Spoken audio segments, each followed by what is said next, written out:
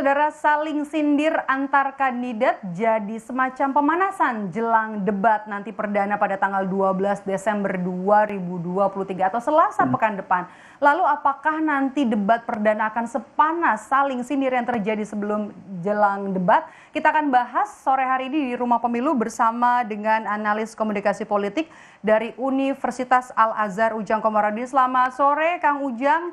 Yang Selamat disampaikan oleh sore. KPU format debatnya kemarin yang masih gres banget. Menurut pendapat Anda soal format debat Pilpres dan Pilpres 2024 ini seperti apa, Kang Ujang?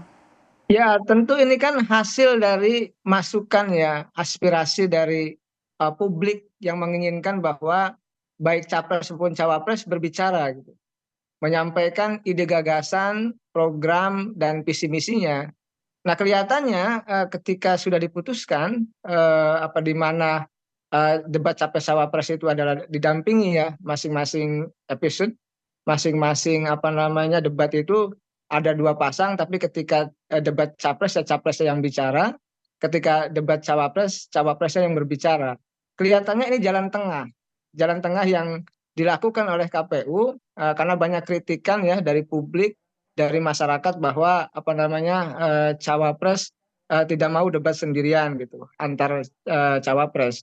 Tetapi saya melihat itu sesuatu yang positif ya ketika misalkan cawapres diberi porsi yang banyak, yang besar, setara dengan cawapres lainnya, dan itu dilakukan sendiri walaupun memang hanya didampingi oleh capresnya. Artinya ketika berbicara, ketika adu gagasan, adu program, adu visi misi, ya cawapres yang berbicara hanya mungkin berbisik-bisik begitu ya kepada capresnya atau berdiskusi dengan capresnya ketika debat cawapres dilakukan.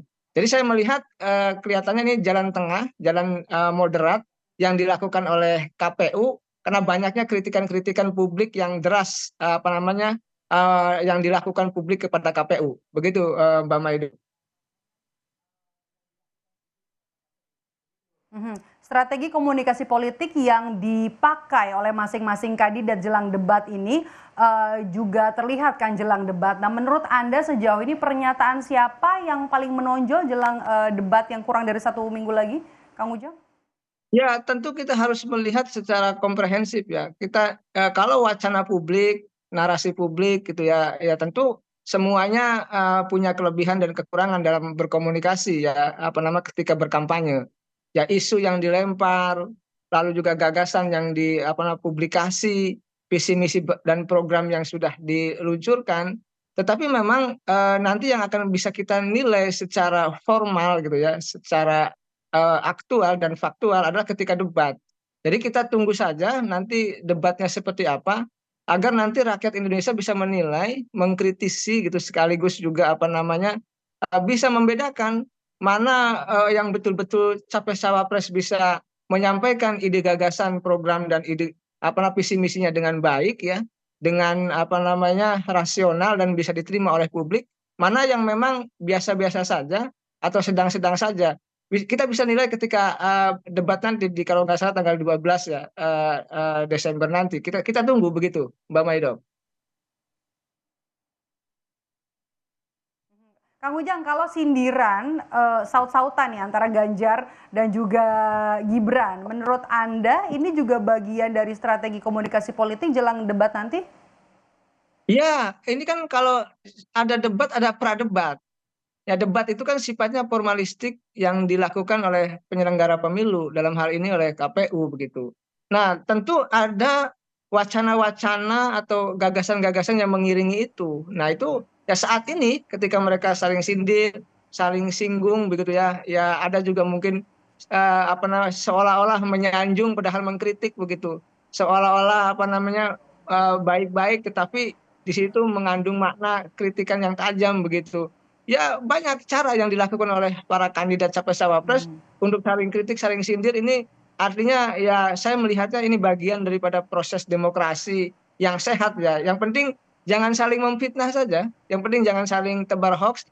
Artinya ini adalah prakondisi di mana mereka juga siap-siap ya untuk menghadapi debat yang sifatnya formal yang itu akan dinilai oleh seluruh rakyat Indonesia. Artinya ketika saling sindir terjadi saat ini itu adalah bagian daripada prakondisi ya, di mana ya ibaratnya pemanasan lah untuk menyiapkan debat yang terbaik di panggung nanti. Mhm, oke. Kang Ujang, kalau kita lihat kan sekarang Gibran semakin berani. Banyak sekali statement-statementnya yang bisa kita lihat jelang debat atau Anda tadi katakan pra-debat gitu. Banyak yang muncul statement yang banyak juga yang bisa di-quote jelang debat ini. Ini juga jadi strategi sendiri. Ya harus ya, siapapun capres cawapresnya termasuk Gibran itu harus melahap apa namanya panggung-panggung debat atau wacana publik yang ditanyakan kepada mereka. Tidak boleh capres-capres itu apa namanya menghindar ataupun apa namanya tidak melakukan apa ya respon-respon yang positif terhadap pertanyaan-pertanyaan publik. Oleh karena itu saya melihat ketika misalkan Gibran siap untuk berdebat, ya nanti kita lihat kita nilai seberapa bagus apa namanya melemparkan ide dan gagasan ketika debat nanti. Oleh karena itu ya ketika keberanian itu muncul tumbuh ya dari siapapun capres cawapres termasuk dari Gibran itu hal yang positif, yang bagus. Kenapa? Karena seorang capres maupun cawapres itu harus Mhm, diuji, itu ada uji publik. Nah, salah satu uji publiknya adalah keberanian untuk mhm. berdebat, keberanian untuk adu ide dan gagasan, keberanian untuk adu program dan visi misi. Itu yang harus dilakukan karena bagaimanapun seorang kandidat capres-cawapres harus capable ya, harus mampu, harus punya kapasitas dalam konteks intelektualitas maupun apa pembicaraan yang memang itu bisa diterima oleh publik. Ketika misalkan penyampaiannya bagus, gagasannya bagus, sangat rasional, misalkan nanti bisa diimplementasikan, itu kan akan mendapatkan dukungan dari publik seperti itu. Mhm, oke. Tapi, saling menyampaikan pernyataan bahkan juga sindiran, Anda bisa apakah kita sepakat kalau di sini jadi strategi sendiri masing-masing kandidat untuk, jadi ajang pemanasan nantinya jelang debat, Kang Ujang? Ya, saya sepakat ya. Kenapa? Karena begini, dalam konteks berkampanye nggak mungkin diam, nggak mungkin tidak melempar isu, tidak mungkin tidak melempar wacana. Oleh karena itu saya melihat ketika mereka saling sindir, ya saling kritik, itu hal yang positif, yang bagus. Yang penting ketika sindirannya itu direspon dengan positif juga. Jadi jangan dibalas dengan hal-hal yang negatif. Itu yang harus dilakukan. Karena sejatinya ketika kampanye sudah dimulai, ya debat akan sedang disiapkan begitu. Makanya wacana-wacana apapun terkait dengan persoalan-persoalan bangsa, ya mereka harus kuasai baik dalam wacana debat formal maupun dalam konteks tadi saling sindir, saling apa nama kritik di wacana publik. Karena ini akan mendewasakan kita. Kan tidak mungkin berkampanye itu misalkan tutup mulut atau Mhm, berkampanye itu adalah diam, tidak mengkritik, tidak saling mengkoreksi, tidak saling mengevaluasi, kan nggak bagus. Oleh karena itu oke. wacana yang harus dibangun, ditumbuhkan atau Mhm. dikembangkan oleh kandidat capres cawapres adalah membangun konstruksi wacana tadi saling kritik yang memang rasional, yang memang bisa diuji, yang memang terukur, yang memang apa namanya ada ide gagasan yang disampaikan. Itu penting begitu. Kenapa? Karena bangsa ini haruslah mencari pemimpin-pemimpin yang betul-betul punya ide gagasan besar untuk bisa menyelesaikan persoalan-persoalan bangsa ke depan. Begitu Mbak Maido.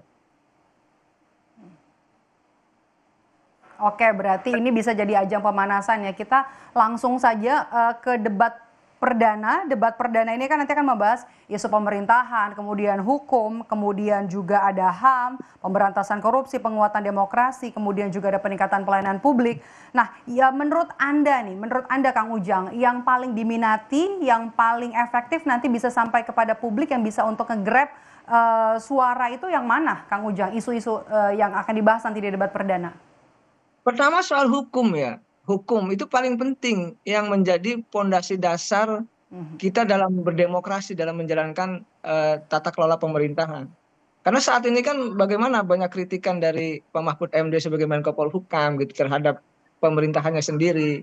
Lalu juga ada kritikan dari Pak Ganjar juga terkait dengan persoalan hukum di Republik ini. Jadi saya melihat wacana atau isu soal hukum ini akan menjadi apa nama fokus penting ya dalam konteks apa nama perdebatan nanti.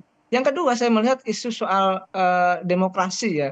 Ya apa namanya banyak wacana yang muncul, isu-isu yang muncul yang seolah-olah itu meminggirkan demokrasi.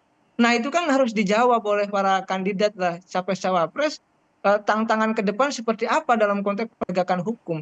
Karena dalam demokrasi ya apa namanya penegakan hukum itu menjadi prioritas, menjadi utama.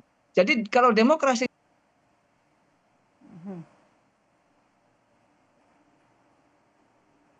apa namanya penegakan hukum yang Mhm. adil, yang tidak tebang pilih. Yang kedua soal tadi demokrasi menjadi penting ya. Kita sudah sepakat menjadi demokrasi, walaupun kita memang belum betul-betul menjadi negara demokrasi yang seutuhnya. Kita masih dalam proses menuju atau transisi demokrasi. Tetapi ya tadi tugas besar dari para kandidat, para capres-cawapres adalah bagaimana memastikan apa namanya hukum berjalan penuh keadilan, korupsi juga apa namanya bisa diminimalisir, lalu juga demokrasi juga berjalan dengan penuh keadaban. Ini saya meyakini itu poin-poin penting ya, dua poin penting di antara tadi isu-isu atau poin-poin yang akan diperdebatkan soal pemerintahan dan lain sebagainya itu.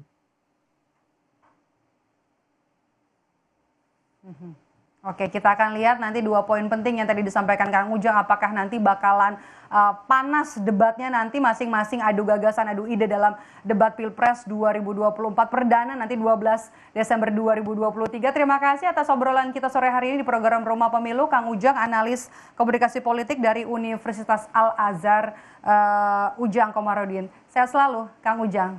Amin, sama-sama.